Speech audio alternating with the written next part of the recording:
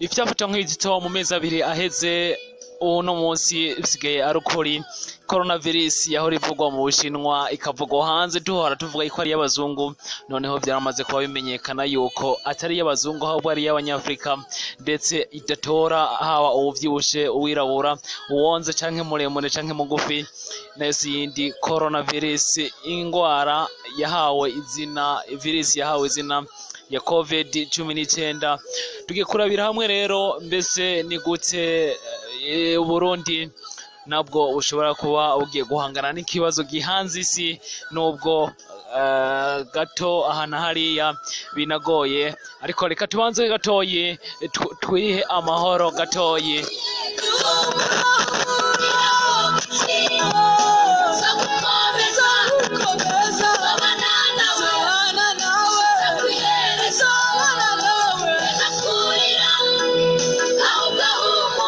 reka kurira rero muzobana nayo gushika kwiherezo u Rwanda abantu batanu baramaze kubafatwa n'ino ngwara Tanzania naho uno munsi vyamenyekanye neza na neza yuko hariho umugwayi Kenya abantu batatu naho baza baramaze gufatwa Kongo abantu babiri baza nabo baramaze gufatwa n'ino ngwara naho muri ivyo bihugu byose ata muntu n'umwe biramenyekana ko yapfuye ariko uno munsi gushika kuno munsi uburundi ni igihugu kiri hagati twovuga nk'izinga y'ivyo bindi bihugu kuko bigihagatiye hamaze kuba habonekamwo umugwayi wa coronavirus umuntu akavuga ati reka tubandanye dusenga ariko urugamba rwo kuyigwanya tukaba tudashobora kugwitererana canke tukabifata mineregwe mu gihe tubona yuko ino ngwara iza ifise ubukana budasanzwe nubwo tutosha ubwoba ngo tuvuge yuko biheze canke se yuko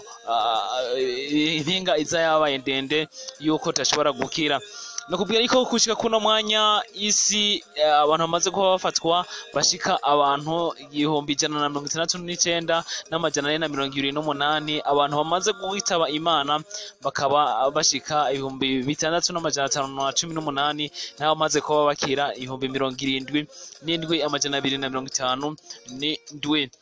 muri ivyo bihugu rero ibihugu bigeramiwe cyane twavuga nk'Ubushinwa aho hamaze kuba hafatwa abantu bashika 80 n'amajana 880 kuri uno munsi gusa abantu 36 bafashwe naho muri ico gihugu abantu bashika 3,000 n'amajana 213 nibo bamaze gupfa muri abo kandi bamaze kuba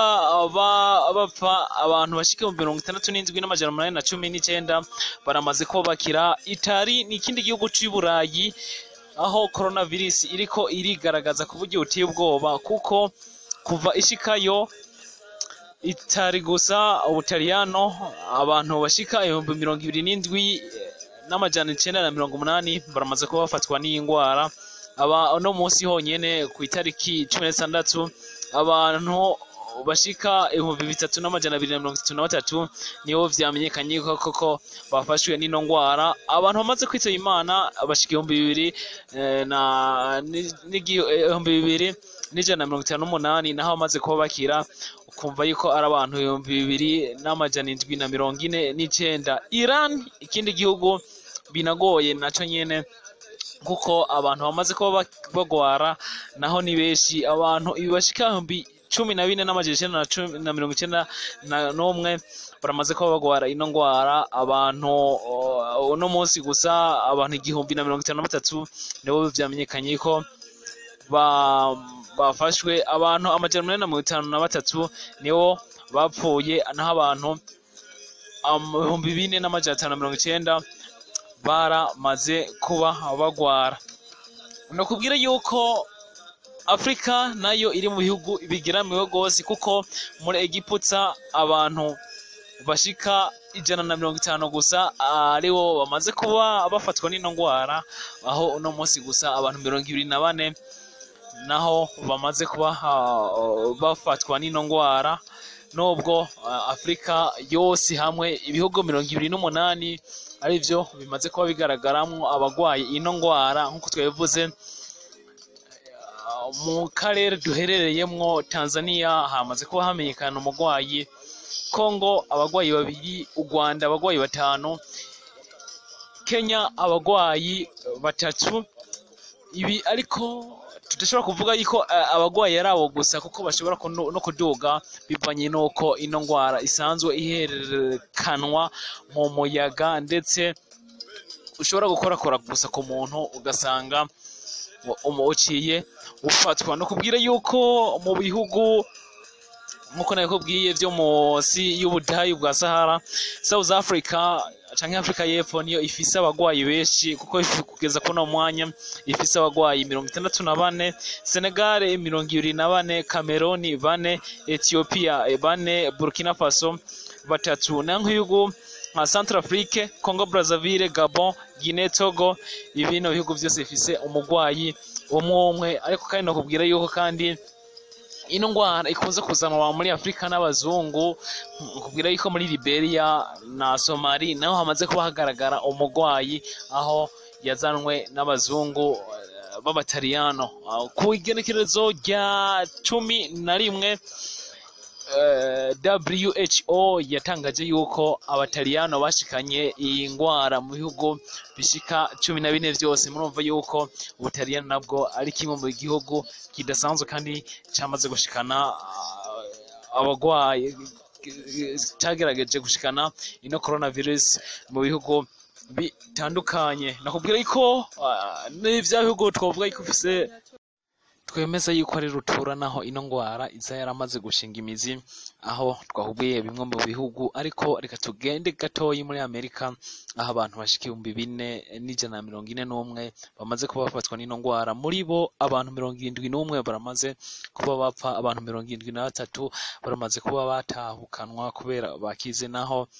bivugwa yuko abantu bafashwe kuri uno munsi 4,160, abantu 161 bamaze kuba bafatwa n'iyi ngwara. Urugamba rwo kuri coronavirus nikoze kuguma dukurikiza impanuro za muganga canke impanuro dahabwa n'abanyagihugu n'igihugu. Nitwo kwirengagiza kuba tuvuga yuko gukaraba neza n'amazi n'isabuni ari kimwe mu bintu bikomakomeye. Kuja ahantu hari abantu benshi mu gihugu iyo ngwara si vyiza, ndetse no kugerageza gufuka umuntu n'amazuru igihe cyose ugiye ahantu hari wikeka ko hashobora kuba hari abagwayi ba coronavirus, navyo bishobora kukinga cyane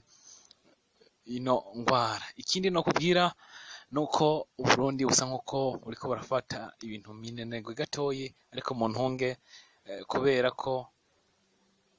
mu gihe hari abantu bivuga yuko bapimwe hanyuma bagasanga ntayo bafise, mugabo coronavirus ishobora kwigaragaza n'imiburiburi mu munsi umwe gushika ku minsi 14. Ikindi nuko bimwe mu bihugu vyamaze kuba bifunga imipaka, ndetse bitacemera yuko hari abantu baza mu gihugu. Kenya na Tanzania no Rwanda vyo amashure yamaze kuba yugagwa. Share, like, comments, mutubwire uko mwakira ino video, mugira ibihe vyiza. Thank you.